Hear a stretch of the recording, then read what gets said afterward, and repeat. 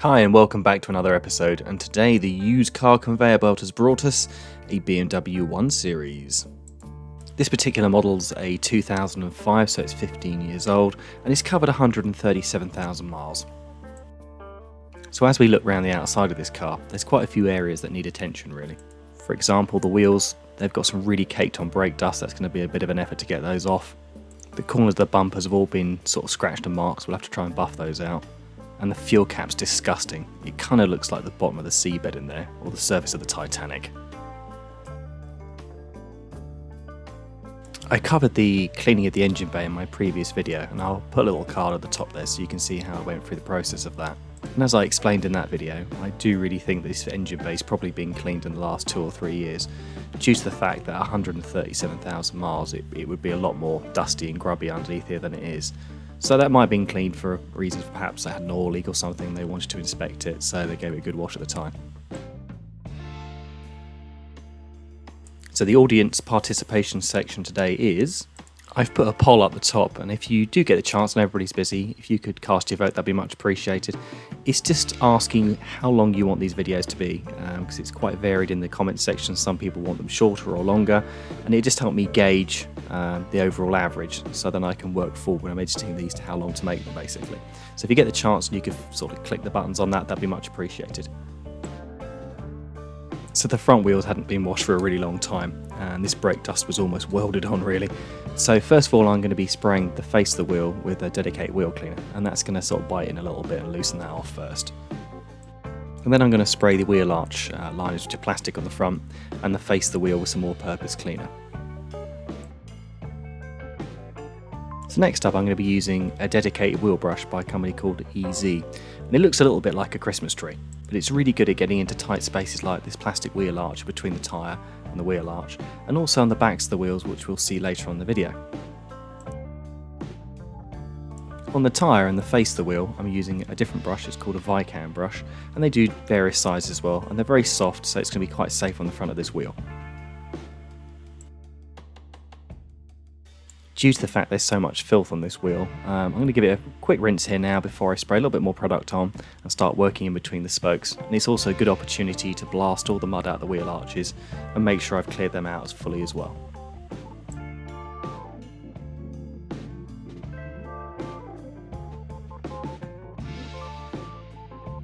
With the top layer of all that brake dust removed, I can now switch to an interior brush and just work it between these spokes just to get a little bit more of that ground on stuff removed.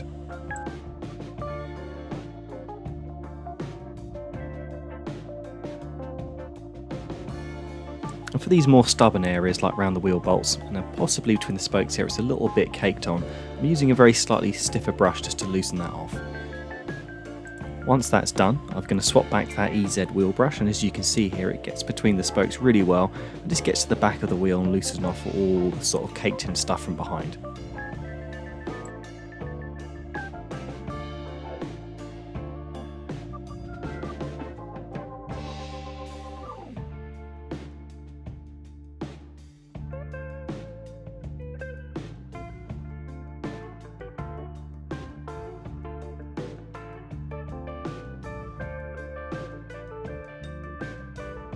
And I appreciate that looked like quite a lengthy process, but it's pretty extreme. Wheels usually aren't that bad.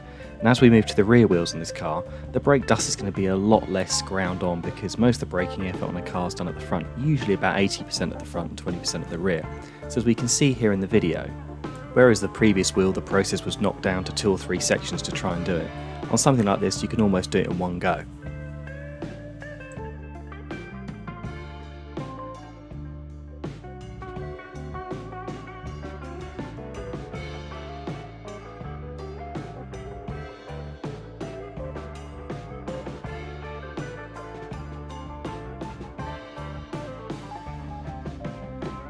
So with the wheels done, we can apply some all-purpose cleaner into the fuel flap area.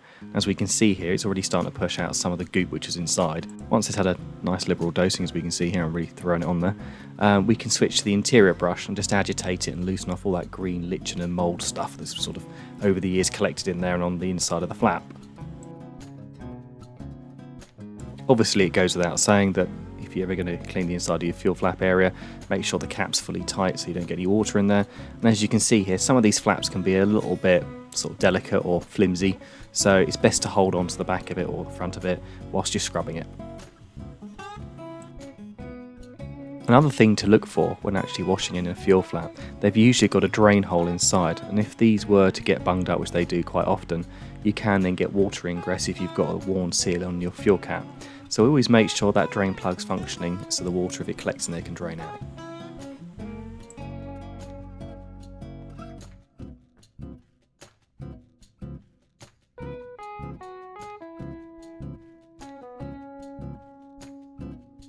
So anybody who's seen my videos before knows I do like using an airline inside the car, which is fantastic at getting sort of dirt and debris out of areas that you can't usually reach with a brush or a vacuum cleaner. This does also cause a lot of stuff to sort of fly around inside the car. So all I'm trying to do here is just like a preliminary vacuum cleaner really, get the bulk of it out, because I know towards the end of the detail I'm going to end up sort of vacuum cleaning it one more time to do the final sort of pass and make it look really, really presentable.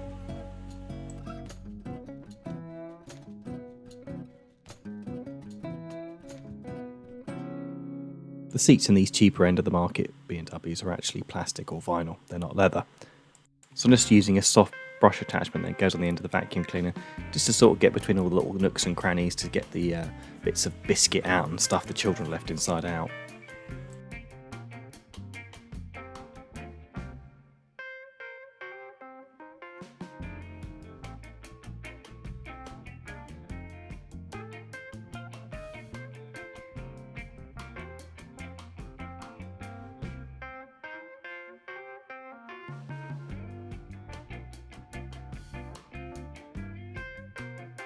So after 15 years, the original battery had finally died.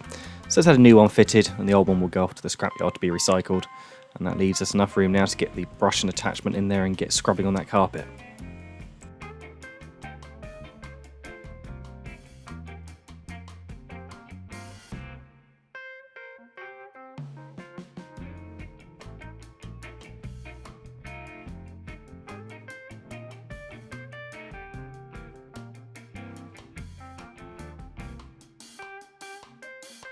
With the inside vacuum cleaned, we can now get onto the task of using the all-purpose cleaner to scrub all the plastic surfaces and seats and remove all the filth on top of them.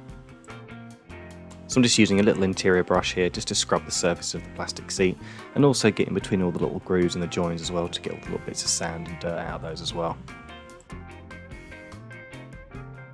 After that, I'm going to go over this seat with a magic sponge. It's a micro abrasive, and it's just going to get into the grain of that plastic and just pull out the really sort of stubborn dirt.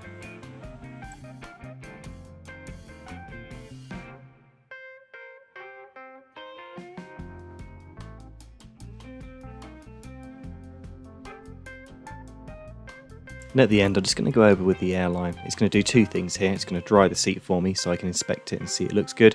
And secondly, it's going to get into all those fine cracks and just blast all the dirt out of them as well.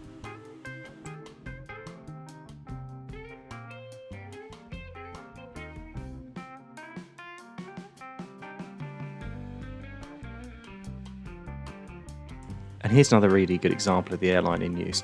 I can get into this really tight groove here where the rubber seal meets with the plastic trim, and also where the door lock is as well. It'd be almost impossible to get a cloth in there and get all the little bits of dirt out. And likewise, on this tiny little bit of carpet here, you're never going to be able to get an extractor on it. So it's really useful to be able to put some all-purpose cleaner, give it a scrub with the brush, wipe it with the microfiber, and then use the airline to blast any of the water residue out of it.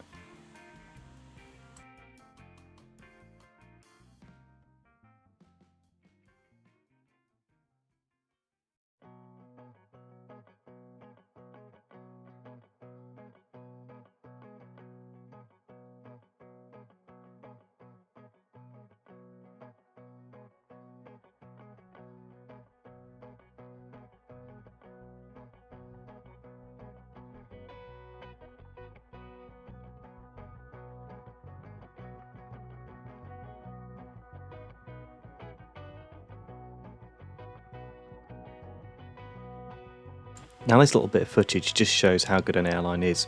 Now to get a real deep clean you'd have to remove the seats, but because I'm trying to do the whole car on a budget and my customers require me to spend a bit of time machine polishing the car, a good compromise is to use the airline to blast all around the seat runners and underneath it to move the dirt and debris to an area where you can vacuum cleaner it up.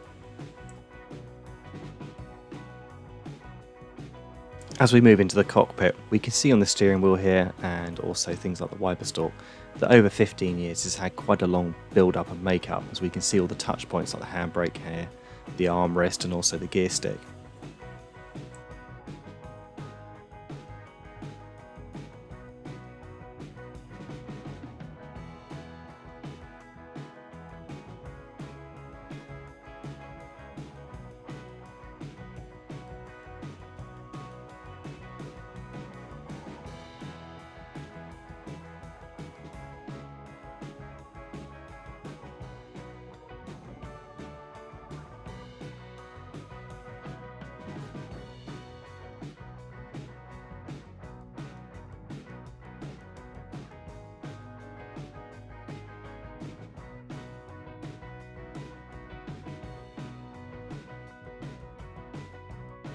So the car now thoroughly hoovered, and all the plastic seats and the interior all scrubbed out, we can now concentrate on these carpets. So with a generous amount of APC on there and a drill brush, we can really grind into the fabric and start loosening off all the dirt. And in previous videos I've had a few people comment and ask, well, how do you get to all the tight areas on the fabric? So I'm going to show you on here what I do. Luckily the Henry vacuum cleaner I use and the Karcher wet vac have the same sort of diameter hose, so I can take the crevice tool I use on the vacuum cleaner, stick it in the end of the wet vac and get into all the tight areas around the seat runners and sort of the crevices where the mat's going to sit, where you just can't get an angle with the wet vac because of the way it's designed.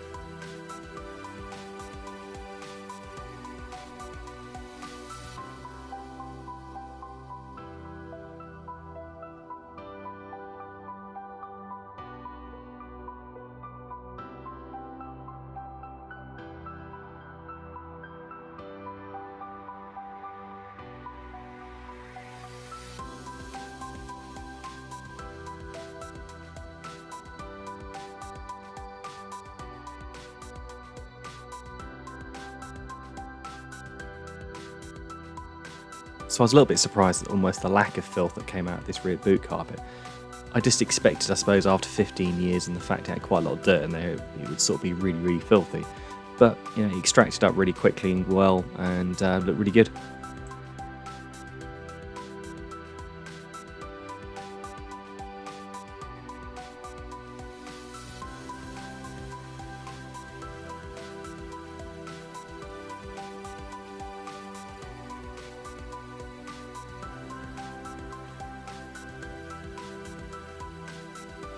And with all that done, we can now dump the dirty water down the drain. And I think to do all the carpets and the rear boot carpet was around about 10 litres of water, so it wasn't too much.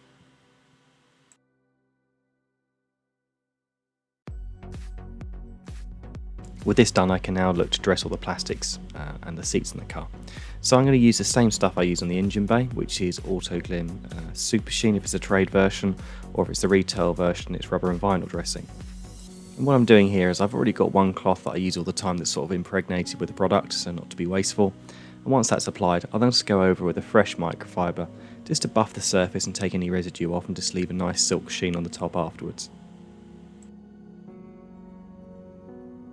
I don't use a lot of silicone spray. The only time I'm going to really use it on the car like this is just around the air vents and sort of really hard to get areas.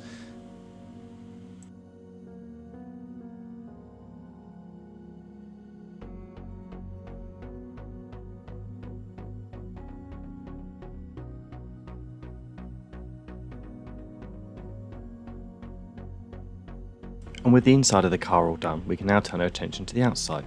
So I'm going to start with these alloy wheels. We've really done a really good job cleaning them. I've just used a little bit of multi-purpose spray polish on here just to get any of the dust or residue which may be left on the face of the wheel off. I've also noticed here it's got a slight scratch on the face of the wheel, so I'm going to use a little bit of rubbing compound on here just to see if I can improve the appearance of that a little bit.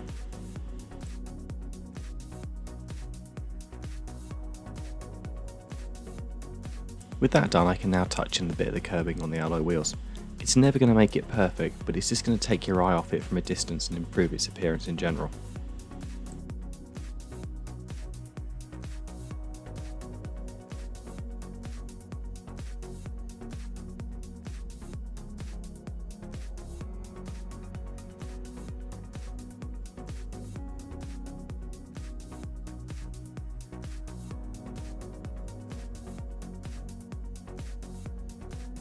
And with that complete, we can now look to put some tyre dressing on it once the paint's dried.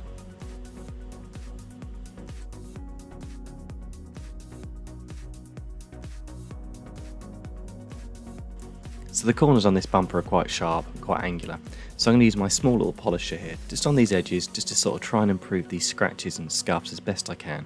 I'm not going to be able to remove them completely, but definitely improve their appearance.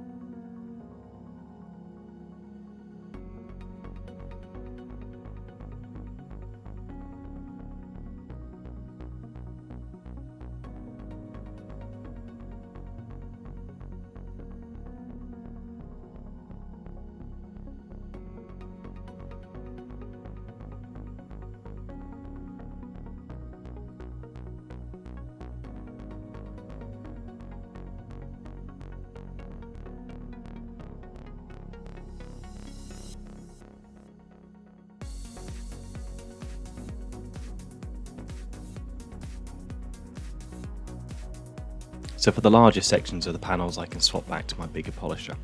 So today I'm going to be using a Rupes melee polisher. It's dual action, so it oscillates and rotates. I'm using this in conjunction with a Chemical Guys cutting pad and Kosh Chemie H9 cutting compound. The three work together really well, and it enables me that once I've done the compounding just to literally buff it off and go straight over on the hard wax. The three work really well together, and once I've buffed the compound residue off, I can go straight over the top with a product called Colonite. It's a really durable hard wax, and it's going to give this paintwork protection probably somewhere in the region between 3 and 6 months. So if it's on the forecourt for a little bit of time, it's going to hold its shine and look really good for a potential customer.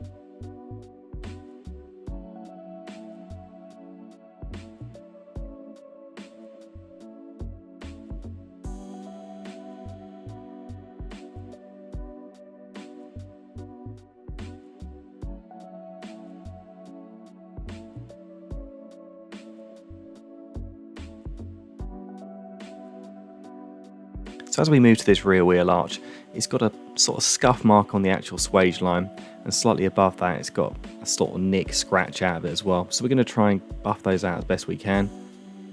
The small polish is really useful here because it's like a surgeon's scalpel. It just enables you to get to those really tight areas, concentrate on them as well, and just buff that specific area. And if you've got a curved panel like this, the bigger head might struggle to sort of concentrate on one little bit, whereas this one does exactly what you need it to do.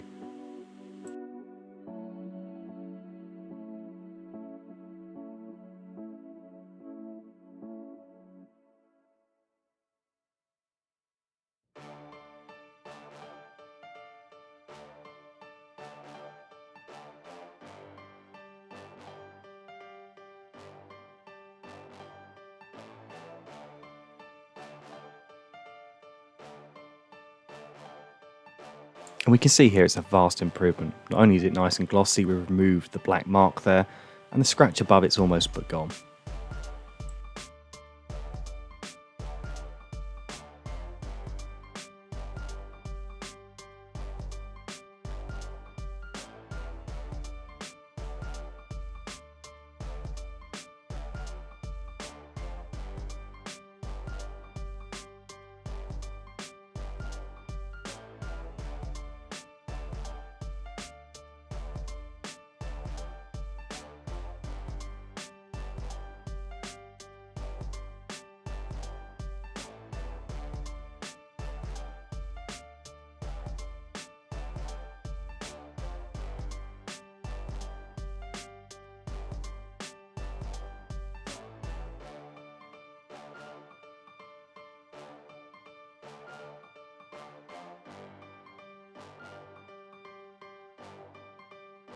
So at this point, I finished machine polishing the car and I've given it the coat of wax it needed. So the last really important bit is to go around, touch up all these little areas on the car like the stone chips and the little scuffs on the bumpers as best we can.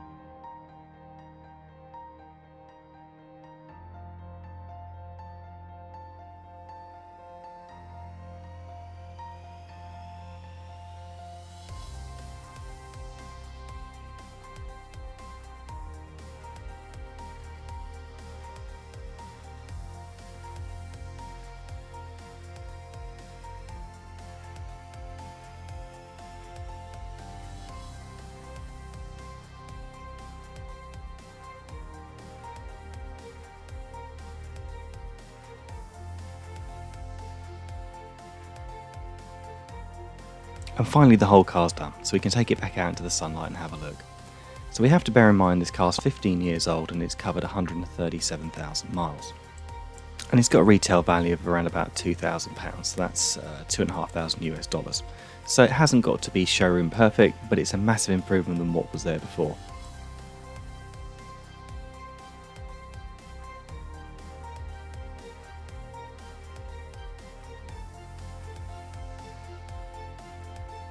It really is all the little things that add up.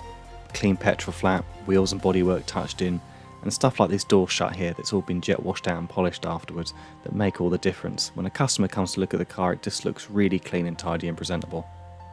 And it's really important to remember as well that just because a car's got low value doesn't mean it shouldn't be presented well. And as we can see here going around to the rear bumper, touched in from a distance it looks really good, and if I zoom in with the camera here you can still see it's been done, but it's what I would class as a 5-footer, it looks good from a distance.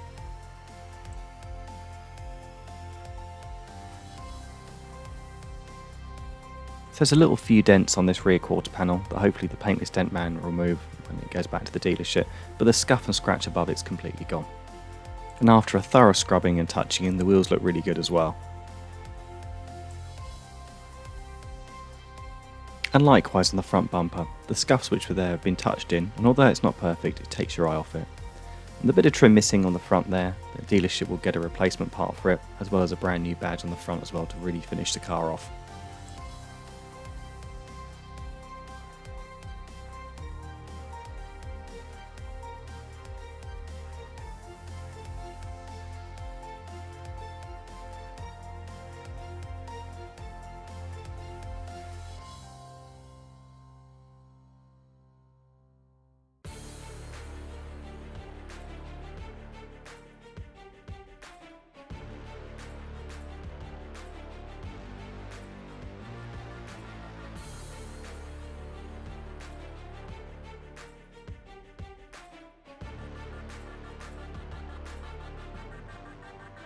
As we can see, the inside's really cleaned up well on the car as well. For the age and mileage, it looks fantastic. The centre armrest is good. I'm going to point to a little bit of damage here. Somebody's obviously spilt something at some point, it's just sort of damaged the trim there. There's not really much I can do, but if the customer's really concerned, they could get a good second-hand bit of trim from a breaker's yard, and that'll just finish it off.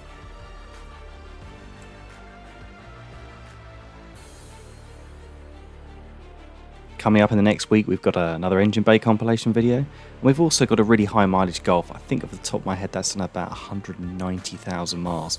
It's a Mark IV and it's from 2003, so that's going to be a bit of a project. Once again, thanks for watching, and I look forward to seeing you in the next episode.